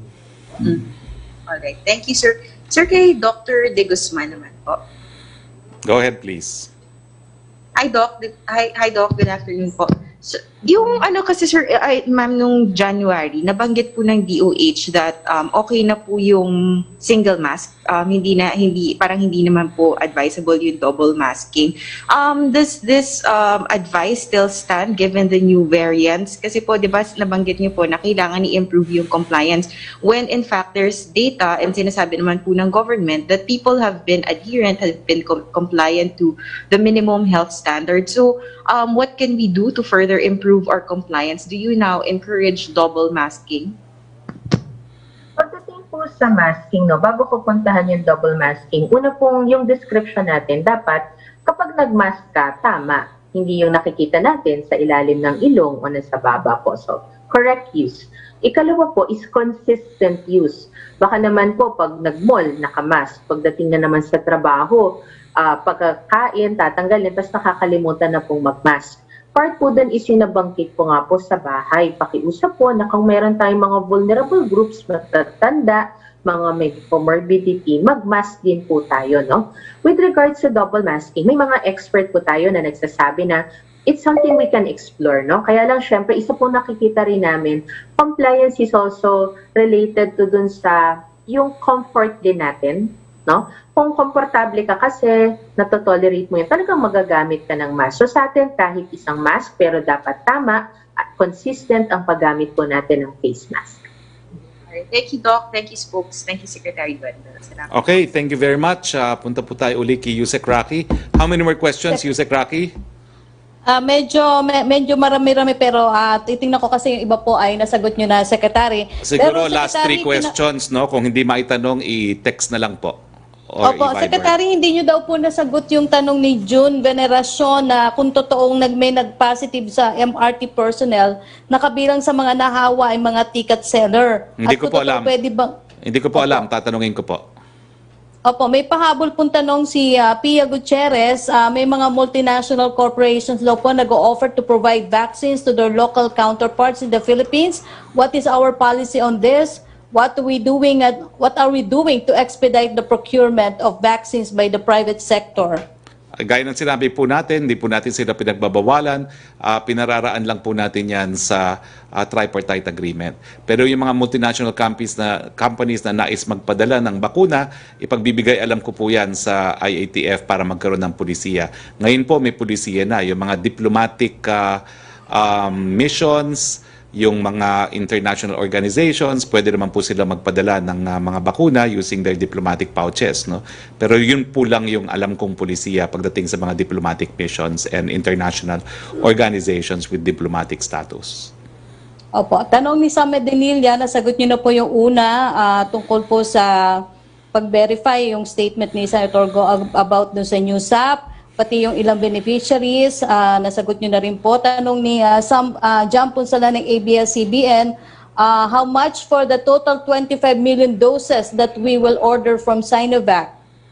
It's 700 million per 1 million po. 15% down, the balance upon delivery. Opo, yung tanong ni Jonah Villaviray ng ayuda ba is per person or per household? A-announce po yan ng Presidente mamaya. Opo, tanong ni Ace Romero kay Secretary Roque at Dr. De Guzman, pakidetalyo po yung sinasabi na di naman gaano mapapababa ang cases pag in-extend ang ECQ. Ano po ang difference sa case slowdown among the scenarios ng extension at non-extension? Ask and answer na po yan. From the graph, konti lang po ang diferensya. As far as the future projection, kinakailangan po ng clearance ng kumpanya na gumawa po ng projection. Opo, tanong ni Chris Susena Remate, kinontra po ni Dr. Liachon ang sinabi nyo na hindi kapalpakan ng gobyerno kundi dahil sa variant ang muling pagtaas ng kaso ng COVID-19. Sabi po ni Dr. Liachon, I quote, "This is about 80% leadership problem." Sinabi pa ni Liachon na mas maalala pa ang sitwasyon ngayon kumpara noong 2020. Siyempre po, sasabihin niya dahil 80% gusto niya maging Secretary of Health. Question po ni Danes Capanti, on charge presented on projections of cases and corresponding quarantine protocol, that is mean pwedeng ma-extend ang ECQ at least in NCR until April 14. Binabalanse po yan, ina-analyze ang mabuti at ang ating pagnanais, yung totality of health ng mga Pilipino, wag namang magutom dahil sa lockdown. Okay, salamat po Secretary Roque. Maraming salamat dahil wala na po tayong mga katanungan galing sa Malacanang Press Corps. Pasasalamatan ko po ang mga naging panauhin natin. Unahin po natin si Secretary Wendell Avisado. Maraming salamat din po kay Dr. Alithea de Guzman at saka si Doktora Eva Maria Cuchanco de la Paz. Maraming salamat sa ating mga kasama sa Malacanang Press Corps at maraming salamat Yusek Roque. So, sa ngalan po ng ating Presidente Rodrigo Roa Duterte, ito po ang inyong spokes Harry Roque nagsasabi, meron pong katapusan ang lahat ng ating paghihirap dito sa pandemya. Malapit na po yan at sa mahal na araw, sigurado po ang mensahe ng Panginoon, hindi ko kayo iiwan, hindi ko kayo pababayaan. Magandang hapon po, Pilipinas. Matinding kalaban ng COVID. Ayokong makahawa. At mahawa. Pero kailangan ko na magtrabaho. Kaya di ako magiging pabaya. Di matigas ang aking ulo. Iingatan ko ang aking sarili. Para maingatan ang pamilya ko.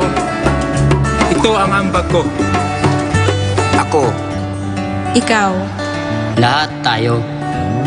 Sama-sama nating Mayaangat ang bayan. Basta't sama-sama tayo sa pag-ingat buhay. para sa ating hanap buhay. Mask, hugas, iwas.